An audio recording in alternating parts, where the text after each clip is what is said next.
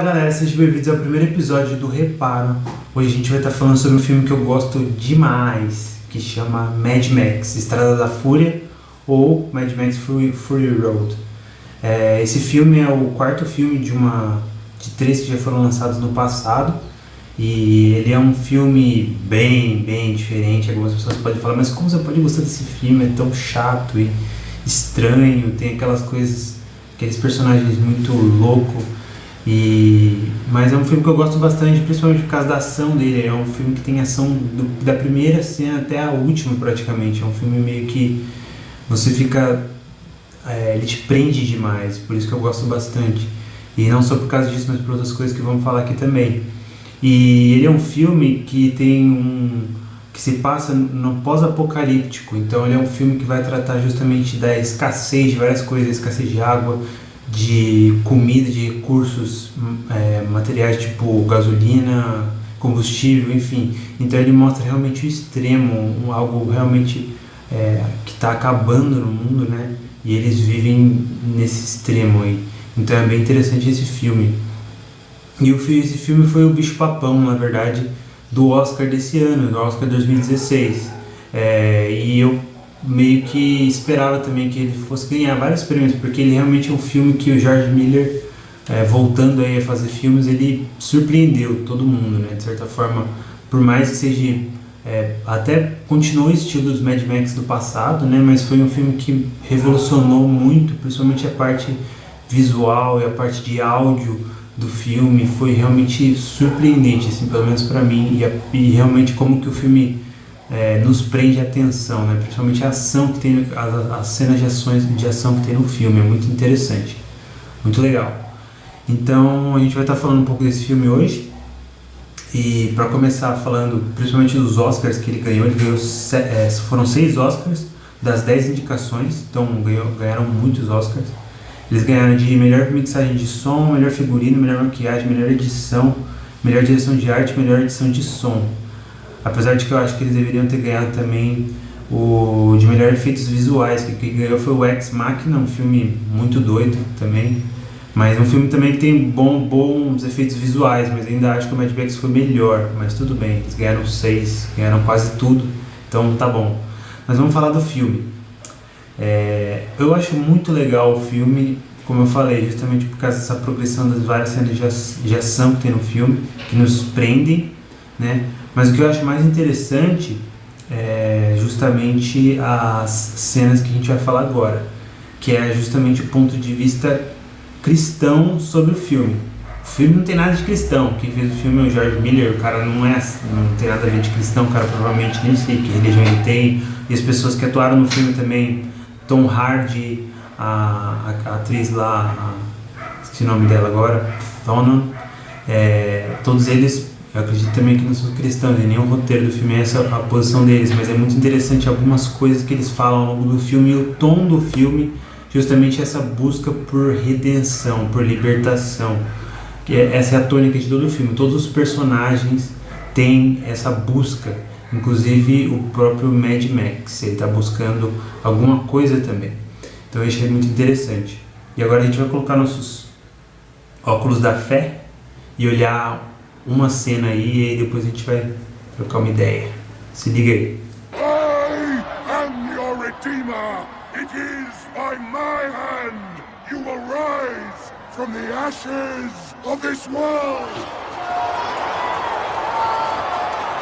Então, essa primeira cena que a gente viu é uma cena do Immortan Joe no começo do filme. Ele é simplesmente a pessoa que toma conta, né, daquela região, enfim, daquele povo todo.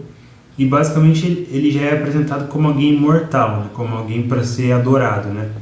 E as pessoas simplesmente olham para ele e adoram Immortan Joe, sou Immortan Joe, e todo mundo, oh, Immortan Joe, dê água para nós. E ele vai, abre lá e dá água para o povo. E a ideia é justamente que ele se coloca como alguém que é o salvador deles, né? Como o redentor, como alguém que vai libertar o povo, né? Ele coloca aquela frase, né? Eu sou o redentor de vocês. É pelas minhas mãos que vocês sairão do pó e dominarão. Então a ideia justamente é que ele se coloca como alguém que vai libertar, que vai salvar. e aí ele abre as comportas lá e o povo bebe água, né? É muito interessante pensar até nos paralelos em relação a essa figura, que eu pensei bastante em Moisés, né? Quando ele fere a rocha e dá de beber para o povo de Israel beber no deserto. A figura talvez seja bem parecida, né? Pensar nesse sentido, mas é realmente bem forte essa cena e ver que eles realmente idolatram o Immortan Joe, e eles se colocam como um redentor, como alguém que vai salvar eles, que vai libertar eles, mas na verdade é alguém que está escravizando eles. E o paralelo aqui seria exatamente que é um oposto, né? O oposto do Deus verdadeiro, do Deus do cristianismo, porque esse Deus Immortan Joe lá no filme, ele diz que ele é o redentor deles ao escravizar eles, né? Talvez muito parecido como o faraó fazia com o povo de Israel, né? Falando que ele estava dominando sobre ele como se fosse uma coisa boa, mas tudo que ele fazia era oprimir eles, né?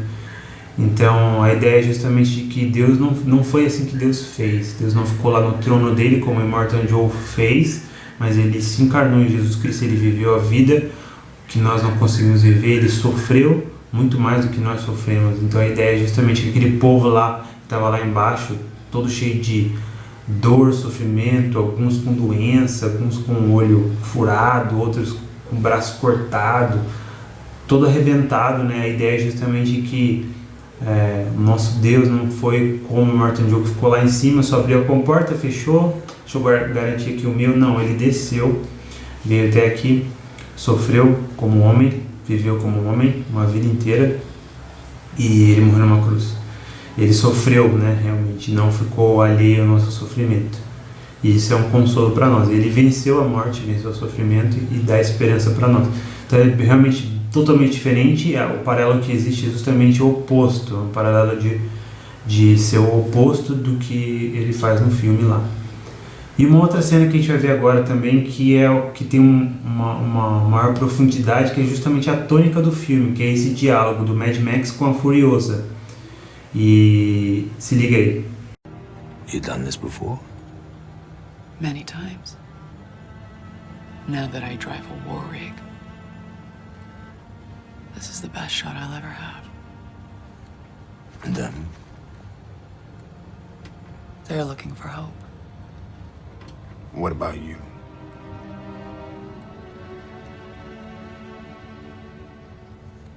Redemption.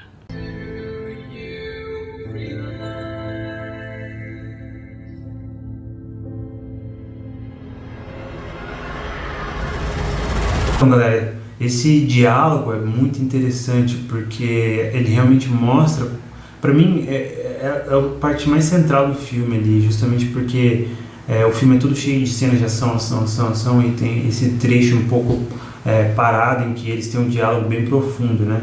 Na verdade, eu gosto bastante desse filme também porque ele, apesar de ele ter ação, ele junta um drama no meio. Existem alguns personagens que vivem esse drama, né? Tanto o Max como a Furiosa e também outros personagens. Também o Nux também vive um drama porque ele se frustra com o que ele acredita e ele não acredita mais e aí ele tem que mudar. Mas a ideia do filme é justamente essa: todos os personagens estão atrás de redenção. Eu acho muito interessante justamente esse diálogo do Max com ela, perguntando, né, você está em busca de quê? E ela responde, redenção. E a ideia, a gente pode pensar assim, mas você está falando de redenção e o que isso tem a ver com a gente, né? O que isso tem a ver com o cristianismo mesmo, né? Será que ela está falando de redenção, a mesma definição bíblica que a gente fala de redenção? Olha, talvez não, mas eu acho que com certeza o foco principal, o resultado maior disso é a redenção bíblica, porque a redenção supõe que você está escravizado em alguma coisa, e ela sabia que ela estava escrava de alguma coisa, e ela estava buscando uma libertação, algo que fosse superior, algo que fosse melhor, e faria a vida dela valer a pena, porque até então a vida dela lá naquele lugar não valia a pena, ela estava buscando alguma coisa que fizesse a vida dela valer a pena. Então, nesse sentido, todas as pessoas da Terra que não são cristãs estão buscando uma forma de fazer a vida valer a pena, estão buscando redenção em várias coisas, seja no trabalho, seja em relacionamento, seja em diversas áreas da vida. Tem uma frase que eu quero ler para vocês desse livro aqui, ó, Fé na Era do Ceticismo, do Timothy Keller, e é muito interessante justamente um trecho que ele coloca aqui.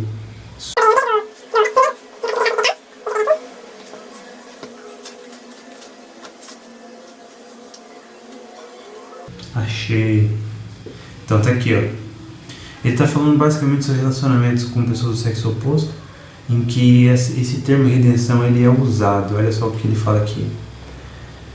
Nenhum relacionamento humano é capaz de suportar esse fardo, esse endeusamento. Se seu parceiro é seu tudo, qualquer erro que cometa se transforma em uma enorme ameaça para você. O que será que queremos quando elevamos nosso parceiro a essa posição? Queremos nos livrar de nossa sensação de nulidade, saber que a nossa existência não foi em vão.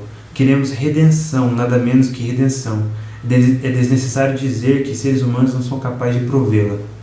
Então a ideia justamente desse autor aqui no livro, ele na verdade está citando um outro autor, um outro livro, é justamente mostrar que a redenção, a ideia de que eu quero fazer alguma coisa que vai ser tão boa para mim, que vai me libertar da minha vida medíocre, é justamente a tônica do filme. E se você for ver, realmente são pessoas incrédulas, não acreditam em Deus, que não conhecem a Deus, mas eles estão falando basicamente que existe alguma coisa que oprime eles e que se eles conseguirem se libertar dessa tal coisa, eles vão se libertar para o verdadeiro potencial e eles vão viver uma vida melhor, uma vida feliz. E a gente vê isso por várias... E até mesmo eu vejo isso na minha vida antes de me tornar cristão. Eu realmente buscava coisas, né, tanto profissionais como de relacionamento, que se eu as tivesse, no dia que eu estivesse, eu diria assim, agora sim, realmente eu achei que atingiu algo que eu buscava e realmente me libertei para ser quem verdadeiramente eu sou, ser feliz. E basicamente é isso que a redenção no filme, a ideia de todos os personagens é justamente essa ideia de libertação, de conseguir. Só que é justamente o que ele fala, se a gente busca libertação, redenção em qualquer outra coisa que não seja Deus, que é o único libertador, foi quem libertou o povo de Israel do faraó e quem nos libertou do império das trevas e do pecado em Cristo Jesus. Então se a gente busca redenção em qualquer outra coisa que não seja em Deus, a gente vai se frustrar. Então é basicamente isso que o filme retrata. O filme retrata pessoas que estão buscando redenção em coisas e não em Deus. E se você for ver a cena que eu mais gosto, é justamente que passou agora há pouco, que logo que a Furiosa admite que ela busca redenção, ela descobre que essa redenção que ela buscava, que era na verdade um lugar que ela ia ter árvores, ia ter pessoas que ela conhecia já, não existe. E assim que ela descobre que esse lugar não existe, ela não fica triste, ela não fica, tá bom, né, vamos buscar outra coisa.